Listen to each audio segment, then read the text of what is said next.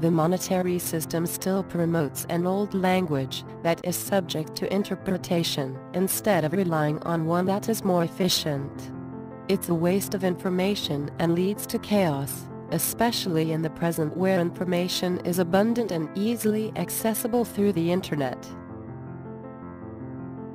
So I went to the library and got a book out on the Wright brothers, but I was anxiety-ridden. I wanted to know how airplanes fly.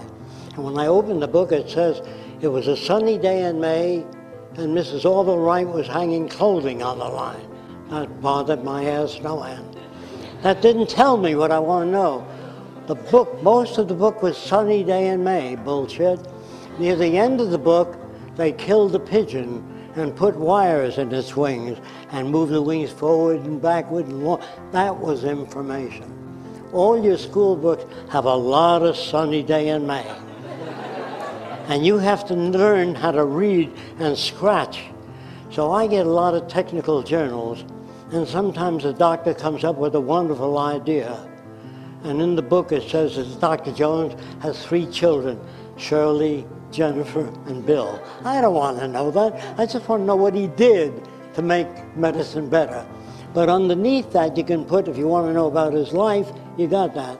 There's so much information coming in the world today, we don't have time for sunny day in May.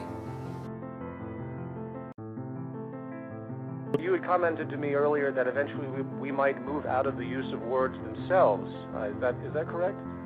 Well, Arthur C. Clarke put it one way. He said, there may be a language that computers use that has a high degree of referential meaning, but the language that the poets use and the language of love, he said humans might need 2 different languages, one romantic language and the other highly technical.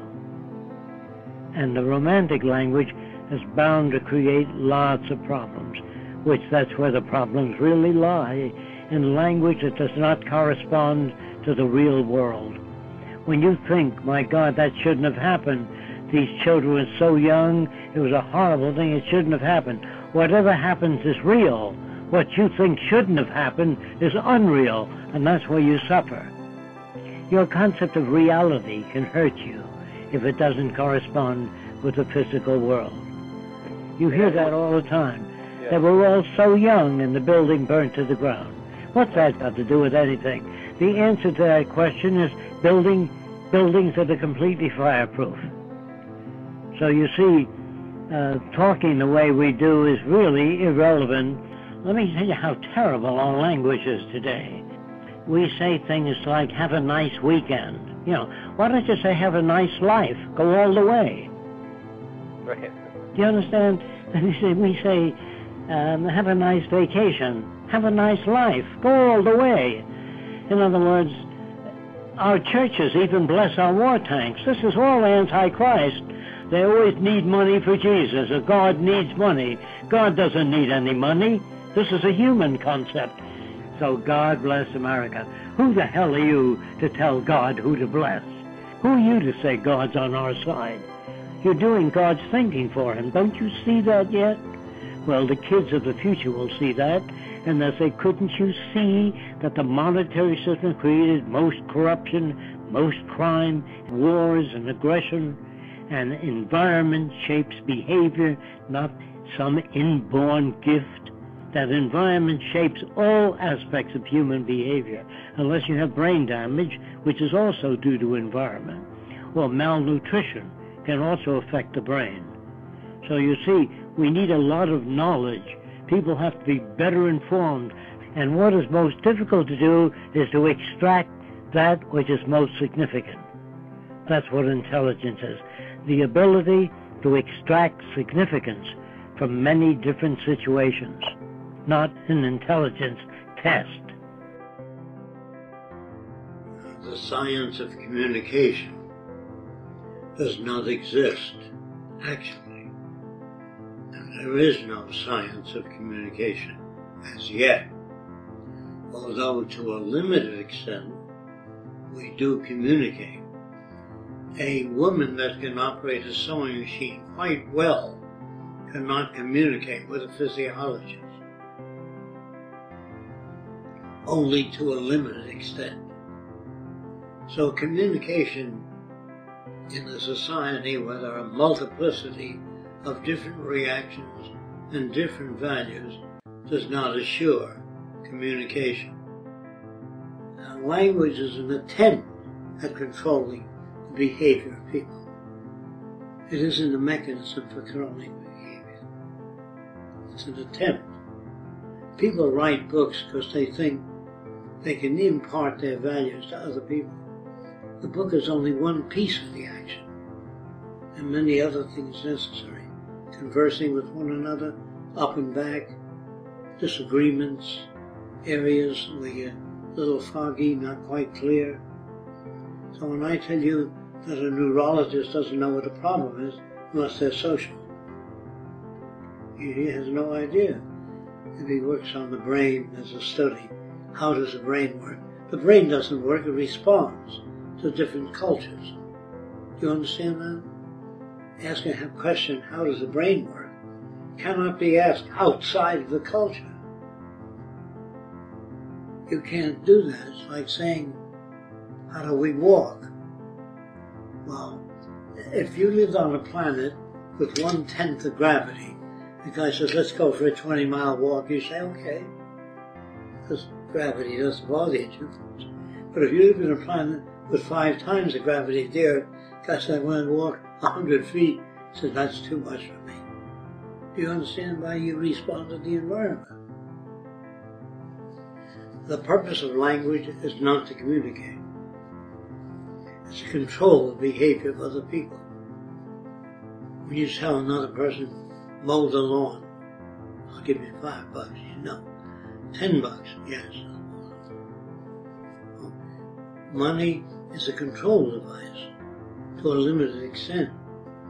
If you offer a girl $5 to have sex with her, she'll feel terribly insulted.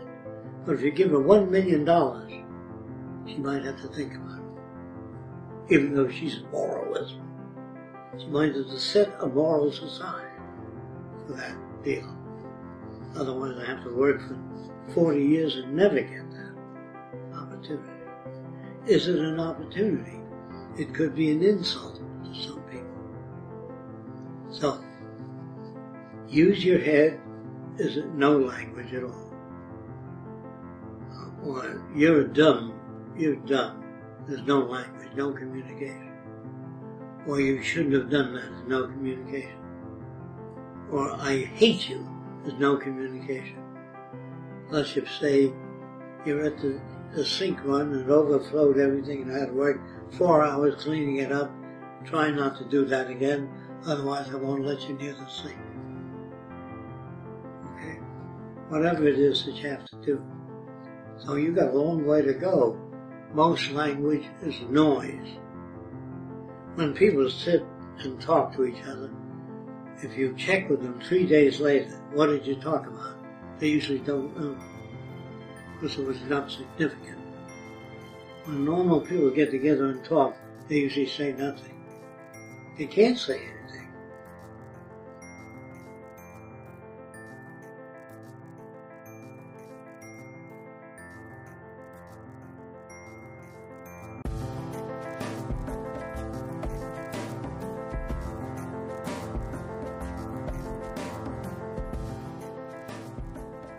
Two languages, one not subject to interpretation, like mathematics, chemistry or physics, and another sentimental one, like the one you are listening to right now, but improved by gestures, mimics, or another set of signs better organized and universal.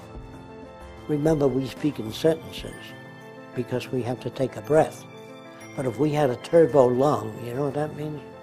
Where air came in all the time, you wouldn't have to speak in sentences or write sentences. It's because we run out of air, so we can and then we say something else. See? You understand what I'm getting at? So I would say if there's any real advanced civilizations that can travel millions of light years through space, they would have come to something like that. Instead of words being abrupt, it'd be like that, rather than the man and the ship. That's because you have a tongue and you clip things. But the future of communication will be more like a song. Although, it would seem that this solution can be put into practice, the separation of human beings by culture, language, ideas, patriotism, or the educational system transforming humans into workers, are some huge obstacles in realizing a more useful set of languages inside the monetary system. So when people set out to communicate, they set out to share language. And it all depends on what the rewards are for a certain behavior. If you have a certain philosophy and you're a ruler of a certain country, if somebody offers you $2 million, you may sell your country short for a home in Switzerland if they deposit $2 million in the bank. So the $2 million is a method of persuasion or communication. Do you understand that? That's why it's not possible in a monetary system where there are certain ways of gaining advantage. If the communication takes away your advantage, there's no need for you to learn that kind of communication. So in a monetary system where rewards vary, it's very difficult to establish communication. That's why people that come from different cultures cannot communicate, except to a limited extent. If one Indian tribe has a different philosophy than another, they may not want to communicate because it may upset the conduct of people in the tribe. But if a common enemy appears, then the tribes might merge temporarily to defeat the common enemy. But they don't sit down and communicate. They communicate, communication is maintaining positions of differential advantage. They do not seek to communicate. They seek to maintain those conditions. Now there are many scientists that say, yes, we're interested in developing a means of communication. But even scientists have vested interest. So their communication is affected by vested interest. Nobody is so pure as to say, I seek pure communication. You'd have to forget all about your culture, advantages, and living in a nice house, making money. All of that would interfere. But if you wish to communicate with another person, you either set out advantages, in other words, you bring the other person gifts, then they say, what have you to say? If you come at them and say, we're taking your land away because we can operate your land more efficiently than you can, they don't say, great, do that. They have vested interest, and they maintain their vested interest. That's why you can communicate on the nature of the planets, and people will listen to you. It doesn't affect their income, their style of living, or their values. If you tell them that the moon always faces the earth as it goes around, they're willing to listen to that. But if you tell them things that interfere with their positions of differential advantage, communication fails. That is, there's no such thing. In the future, all primitive people will be updated, not treated as an anthropology study. Is it possible to develop a science of communication? I will say no, not within established systems. If a system is established, it automatically cuts communication.